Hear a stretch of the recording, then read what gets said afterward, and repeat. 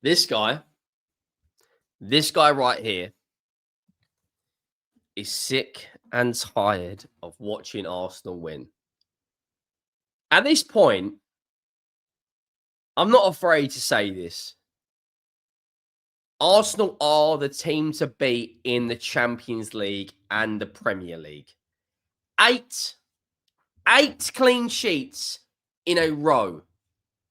13 games unbeaten. Top of the Premier League. Top of the Champions League as things stand. An Arsenal team tonight 3-0 against Slavia Prague. Without Martin Odegaard. Without Martinelli. Kai Havertz. Noni Madueke. Martin Zubimendi. Victor Gyökeres. They're playing a DM up front who's better than Tottenham's striker.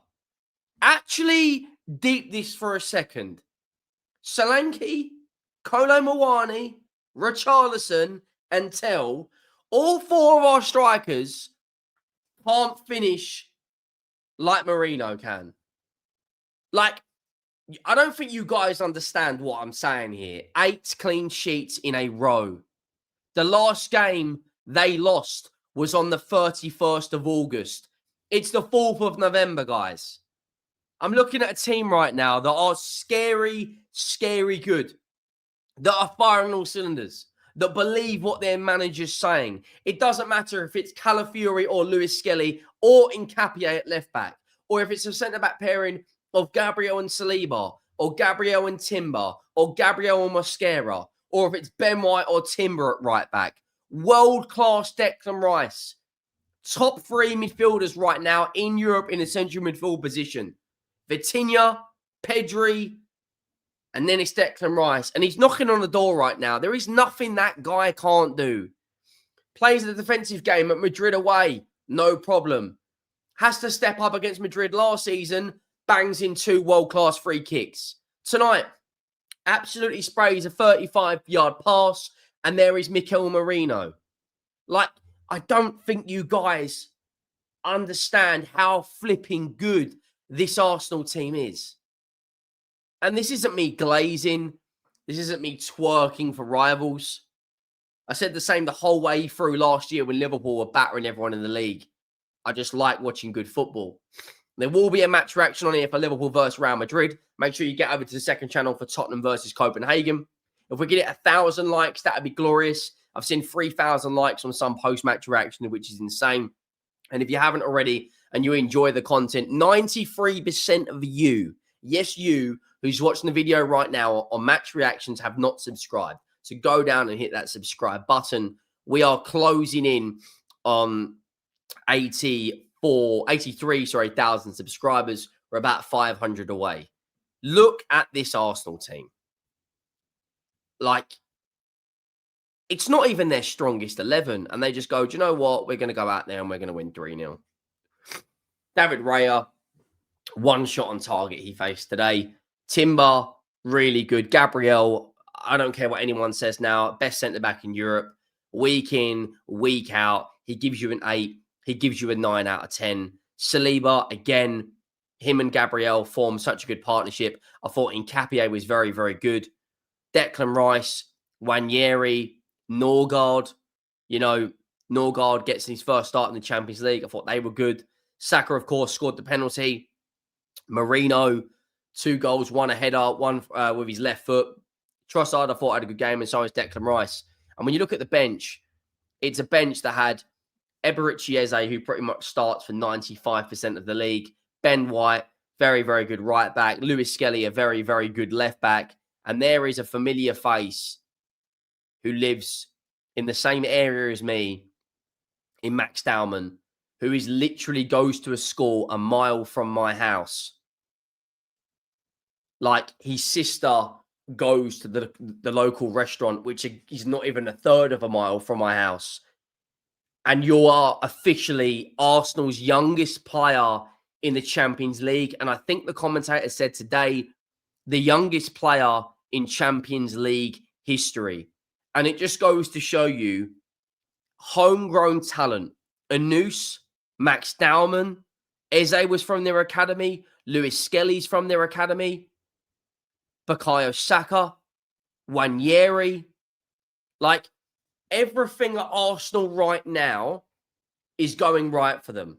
Clean sheets, winning games, academy talent is developing. When there's an injury, another player comes in. Everyone in the squad is contributing and scoring goals. Gyökeres scored a couple last Champions League game. Tonight, it's Merino. Eberechi Eze scored the winner against Crystal Palace. Against Brighton, it's Wanyeri. At the weekend, in a win against Burnley, it was Viktor Gyökeres. Tonight, Bukayo Saka scores a penalty. Declan Rice scores against Burnley from a bullet header. Tonight, gets the assist for Merino. They're absolutely frightening right now. Like, they are absolutely ridiculous. They really, really are. And back to what I was saying earlier, I genuinely believe that they can progress in this competition. I look at them as the strongest defensive team in Europe right now, 8 clean sheets in a row. You know, the narrative keeps on changing. Clean sheet against Forest, clean sheet against Bilbao, beat City, clean sheet, clean sheet, clean sheet, clean sheet, clean sheet, clean sheet, clean sheet, 8 in a row. They've now got Sunderland at the weekend, which will be a tough test for them at the Stadium of Light, but I do believe they go out there and get the win. And then they have got a tough run of games coming their way with Bayern Munich, with Spurs, with Chelsea, with Aston Villa, with Club Brugge, with Brentford. But I pretty much 1 more point or 2 more points in the Champions League, and they're as good as qualified. You know, I thought Bukayo Saka took his penalty really, really well today. I thought, you know, it was a very physical game. First 15, 20 minutes, they were, you know, that Chori up front, physical number 9. They were winning a lot of their duels. They were trying to play on the front foot. First 10 minutes was a little bit nervous for Arsenal. Then they kind of grew into the game from the 20th minute.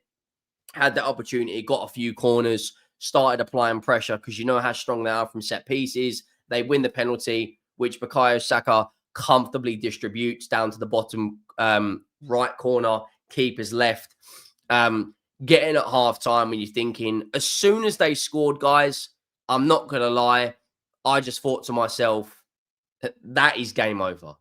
How depressing is it as a Spurs fan watching an Arsenal game and knowing as soon as they score, that is it? Like, 8 clean sheets in a row. Get into half-time and you're thinking, Mikel Arteta's team talk is ringing in the players' ears. Arteta would be sitting there hoping for an absolute, I would say, 15 minutes of attacking football, go and score a couple of goals, and then essentially get out of there. And that is pretty much what they did. They score in the second half. Trossard plays the ball into Mikel Merino with a left-footed finish, which is a really, really good finish. Made it 2-0. And then Declan Rice puts in a ball from Mikel Merino.